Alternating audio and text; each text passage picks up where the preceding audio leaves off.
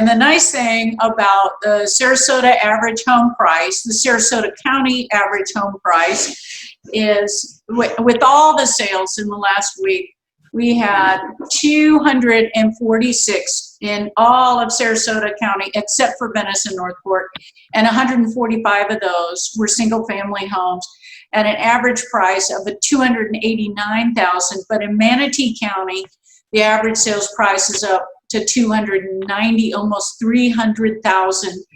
Both of these counties have at least 300 transactions a week. That's why we're parceling out the important news about Venice, Florida and Northport, Florida, because they're two cities that are really on the rise, and you want to keep it on your pinpoint lookout for places in America that you want to move, because there is currently not only just a little bit of availability, but some of the areas where you can get a quarter-acre lot. The largest home sale last week in the Sarasota SiestaKey area was in the Oaks. Melanie Hamid.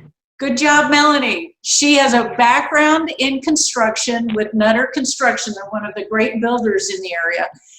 Their pipeline is so full of people building just amazing homes. And this home sold to somebody who grew up in the Nokomis area who went to Pine View. So what Leonard and I have in common when we're talking about Sarasota, Osprey, Nokomis, Venice, Northport is you're in Sarasota County. That means it's one of the, you can get your kid to Pine View. It is one of the top ranked boarding type schools, private schools in the world. But it's not a boarding school and it's not private. All you have to do is live in Sarasota County. So this buyer in the Oaks had shopped Miami, Tampa, Orlando.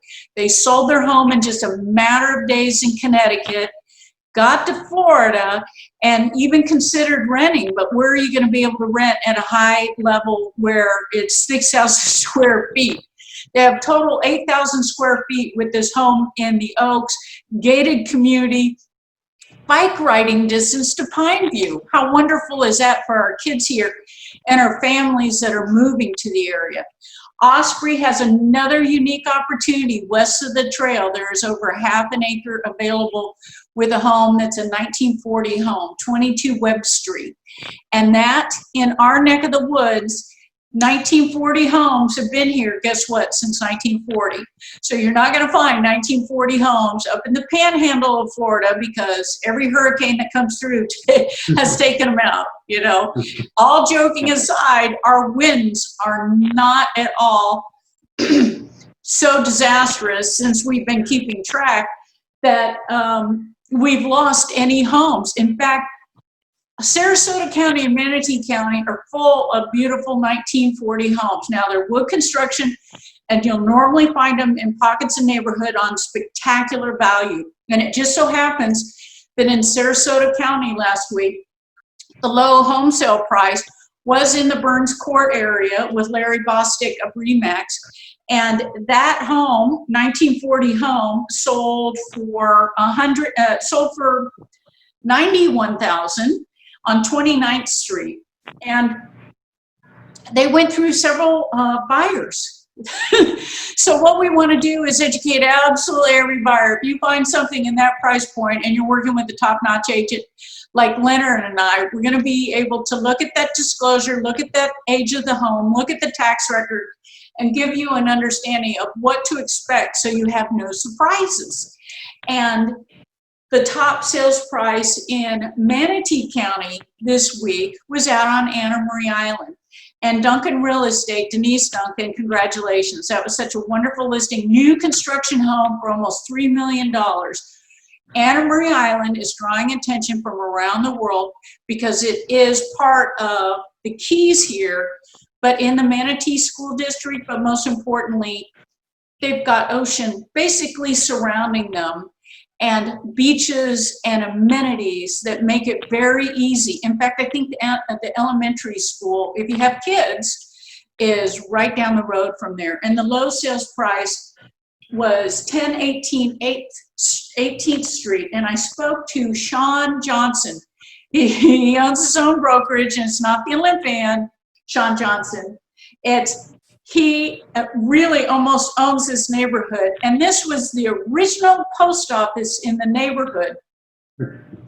And, or is it the original postmaster lived there? Either way, there's people that live in that part of Palmetto that said, hey, we love this neighborhood, we love this opportunity. The home was only on the market a couple of hours, and he was able to alert all the neighbors for this opportunity.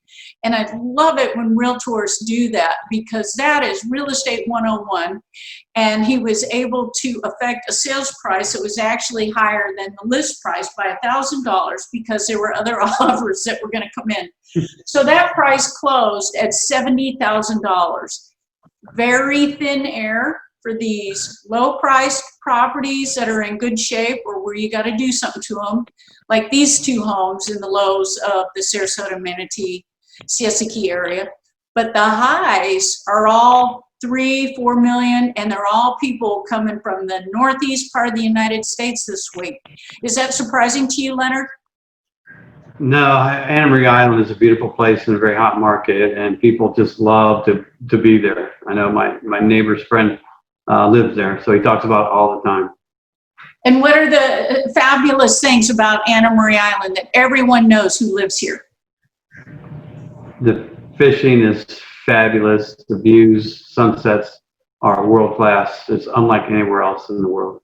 Except for this whole coastline. If you come down to Venice and the Venice jetties, what you have on top of Anna Maria Island is Venice jetties is a great place to go surfing, isn't it?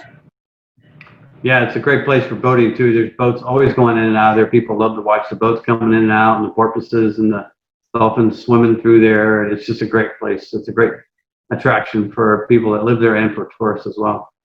And Venice, Florida drew your attention years ago. What were some of the other things? Of course, the art district is amazing. The food is amazing. The streets are extra wide and beautiful there. What are some of the other things that you love about Venice? Some of the architectural there is inspired from Venice, Italy. And it's a lot of Italian flair in Venice, and they're proud of that. It's very quiet, obviously, very quiet island. The traffic is not bad at all compared to some of the other cities in Florida. You can get in and out of there, and this traffic's just nothing compared to some of the big cities. So and the fishing there is fabulous as well. Some of the best fishing in the world. Scuba diving, if you like to scuba dive, there's wrecks out there. People scuba dive, they go right off the beach and swim right off the beach with their scuba gear and go out to the different wrecks and things. So it's a great place to live, and I love living around here. Okay, you're a fisherman. I know this. What's good to fish for right now? And off the top of your head, do you know what the slot limit is for that fish right now? Well, redfish is my favorite, but right now they're out of season. You can catch them, you just can't keep them. But I believe the slot is 28 to 32, I believe, because I caught one Labor Day. I caught it when it was in the slot. It was 30 inches or so, and but I couldn't keep it. But it was nice to know I could have if it was in season. But yeah, redfish is my favorite. It's a great time for redfish for the fun. And snook's always good around Venice. Snook's one of my favorite, but they're out of season as well. So it's you got to protect the fisheries, so they close the season down so they don't get overfished. And the nice thing about our ecology system here is we're watching our reef system, we're keeping our mangroves in place, and we gauge that fish life. Moat Aquarium established a lot of that information for us in the area way back when. And what are some of the other things that are coming up as far as fishing? What is coming in season real soon? Well, it's starting to cool off, so a lot of the fish will come out of the shallower areas, and well, actually they'll come in at shallow areas. I'm sorry, I had it backwards, but they'll be coming into the shallow areas. So the difference is you can catch some of the fish like the snook and some of the other game fish inshore, where they're moving out of the oceans and into the backwaters and the intercoastals and things. So the fishing doesn't really, as far as the fish itself, doesn't really change much. It's just where they're at when it starts to cool down. Excellent. My phone might start buzzing again. Sorry about that interruption. So if I had to review that with you, the game fish are coming closer to shore. Is that what you said? They come into the backwaters, like the intercoastals and the rivers, because it's warmer. The water's temperature starts to go down. They come out of the ocean and want to get warm, so they come back to the intercoastals, the rivers, and the intercoastal. Same with the manatees. You got to watch for the manatees. They're coming in too. So they all come out once it starts to get cold. But it's really not getting too cold yet. But in the next month or so, it will be. Any answers you want to bring up ahead of time, Leonard, before we sign off? No, I would just say if any realtors out there that are interested in looking at the eXp Realty opportunity, feel free to give us a message on Facebook. Be happy to answer any questions you may have. That's awesome. And yes, as a business model, we find it a lot of fun and very easy and low frustration. We're having a lot of fun. Yes. Thank you, Leonard. I appreciate you and have a great day. We'll see you real soon. Thank you. Take care. Have a great day. Bye-bye. Bye.